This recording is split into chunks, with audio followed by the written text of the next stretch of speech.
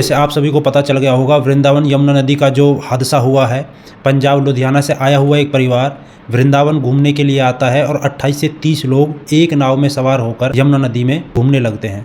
उनके पास ना तो कोई लाइफ जैकेट थी, पैसेंजर जो उसमें बैठे हुए थे नाव में वो ओवरलोड थे, नहीं कोई सेफ्टी थी। एक दो बार बैलेंस भी खराब हुआ, लोगों ने बताया जो उसमें बैठे हुए तो जो बच गए।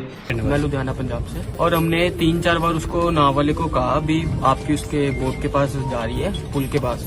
वो सुन नहीं रहा था, मतलब बार बार उधर से पुल वाले ने भी छोड़ दी।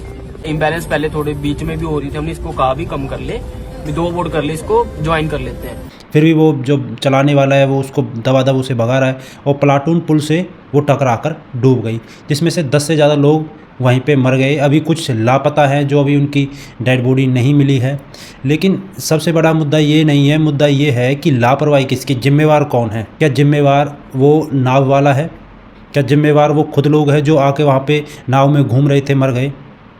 जिम्मेवार है वहाँ का प्रशासन, जिम्मेवार है वहाँ का नगर निगम जो यमुना नदी के तट के आसपास के सभी कार्यक्रमों को देखते हैं, जिम्मेवार है वो। जिम्मेवार है वहाँ के जो जिन्होंने वृंदावन को होल्ड किया हुआ है, ऑन किया हुआ है, टॉप पर बैठे हुए साधु संत, जिम्मेवार है वो। क्या सिर्फ साधु संत अपने चेले और अपने आश्रम बनाने में ही व्यस्त रहेंगे? क्या उनका दायित्व नहीं बनता जिस घर में वो रह रहे हैं उस घर में देख रेख तो करे कि भाई दिक्कत क्या आई हुई है, समस्या कहाँ पे आ रही है? वृंदावन में मैं काफ़ी बार वृंदावन गया हूँ, मेरे पास ही वृंदावन है। मैं जाता हूँ तो मैंने कई चीज़ ऐसे ऑब्ज़र्व की है। वहाँ पर आप जाएंगे वृंदावन में कोई भी टॉयलेट नहीं है, माताएं बहनें सरेआम खुले में ऐसे ही टॉयलेट करती हैं। यमुना नदी पर किसी भी नाव वाले के पास लाइफ जैकेट नहीं है, किसी ऐसा लिमिट नहीं है कि भाई इससे ज़्यादा पैसेंजर नहीं बैठेंगे। मन चाहा किराया वो मांगते हैं। कोई वहाँ पे गाइडलाइन नहीं, कोई पुलिस नहीं, कोई प्रशासन नहीं, कोई नगर निगम के लोग नहीं। जो चल रहा है सिर्फ हवा में चल रहा है। एक मैं कह रहा हूँ पूरे वर्ल्ड का सबसे बड़ा अगर कोई हब है, धार्मिक क्षेत्र का हब है, हब ही बोलूँगा मैं उसे, तो वो वृंदावन है। क्या प्रशासन को, जो वहाँ पर टॉप पर बैठे साधु संत जिनके लाखों करोड़ों चेले हैं, लाखों करोड़ों भक्त हैं, क्या उनका दायित्व नहीं बनता कि भाई हम इन मुद्दों पर भी चर्चा करें?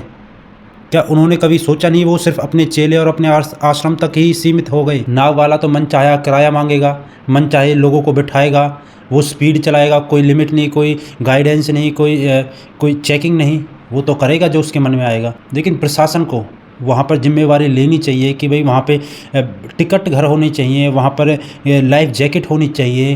किराया आप 50 की जगह 100 लो, 200 लो, 500 लो, 1000 लो, 10,000 लो, लेकिन लोगों के पास फैसिलिटी होनी चाहिए ना।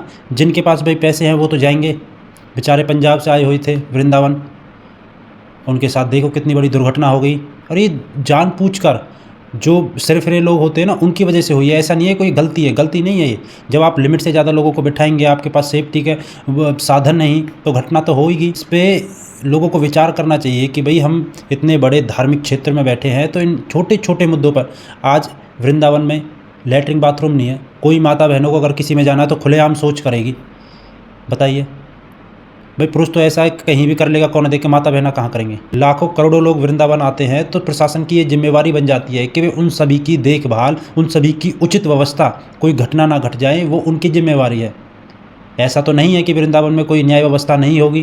क्या कोई नगर निगम वहाँ पे कार्य नहीं कर रहा होगा? भाई मैं तो ज़्यादा इस विषय पर बोलना नहीं चाहता, लेकिन बड़ी ही दुख की घटना है। लोगों को, प्रशासन को कुछ ना कुछ तो इससे सीख लेनी चाहिए। आगे ऐसी दुर्घटना ना हो, कोई कदम उठाने चाहिए।